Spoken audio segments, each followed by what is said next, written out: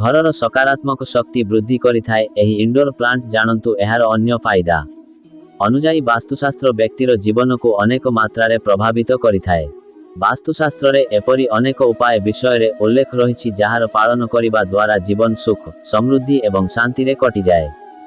ସେହିପରି ବାସ୍ତୁଶାସ୍ତ୍ରରେ ଏଭଳି କିଛି ଇନଡୋର ପ୍ଲାଣ୍ଟ ବିଷୟରେ ଉଲ୍ଲେଖ ରହିଛି ଯାହା ପ୍ରାକୃତିକ ବାୟୁ ବିଶୋଧନକାରୀ ଭାବରେ କାର୍ଯ୍ୟ କରିଥାଏ।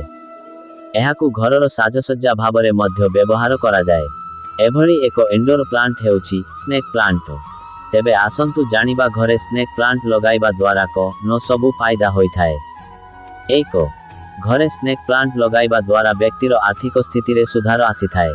ବିଶେଷ କରି ସ୍ନେକ୍ ପ୍ଲାଣ୍ଟକୁ ଦକ୍ଷିଣ ଦିଗରେ ରଖିଲେ ଏହା ଅଧିକ ପ୍ରଭାବଶାଳୀ ହୋଇଥାଏ। 2. ଘରର ବାତାବରଣକୁ ଶୁଦ୍ଧ କରିବାରେ ସ୍ନେକ୍ ପ୍ଲାଣ୍ଟ ପ୍ରମୁଖ ଭୂମିକା ତୁଲାଇଥାଏ।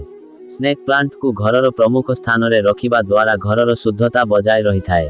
ଏହା ଘରର ନକାରାତ୍ମକ ଶକ୍ତିକୁ ହ୍ରାସ କରି ସକାରାତ୍ମକତା ବୃଦ୍ଧି କରିଥାଏ। 3. ସ୍ନେକ୍ ପ୍ଲାଣ୍ଟକୁ ସବୁବେଳେ ନିଜ ପାଖାପାଖି ରଖିଲେ ସ୍ୱାସ୍ଥ୍ୟରେ ସୁଧାର ଆସିଥାଏ। ବ୍ୟବସାୟ କିମ୍ବା ଚାକିରିରେ ପ୍ରଗତି ଚାହୁଁଥିଲେ ସ୍ନେକ୍ ପ୍ଲାଣ୍ଟକୁ ସବୁବେଳେ ନିଜ କର୍ମକ୍ଷେତ୍ରରେ ରଖନ୍ତୁ। ଏହା ସୁରକ୍ଷା ସହ ପ୍ରତ୍ୟେକ କାର୍ଯ୍ୟରେ ସଫଳତା ପ୍ରଦାନ କରିଥାଏ। 4. ସାଧାରଣତଃ ସ୍ନେକ୍ ପ୍ଲାଣ୍ଟକୁ ଘରର ମୁଖ୍ୟ ଦ୍ୱାର କିମ୍ବା କବାଟ ପାଖରେ ରଖିବା ଶୁଭ ଅଟେ।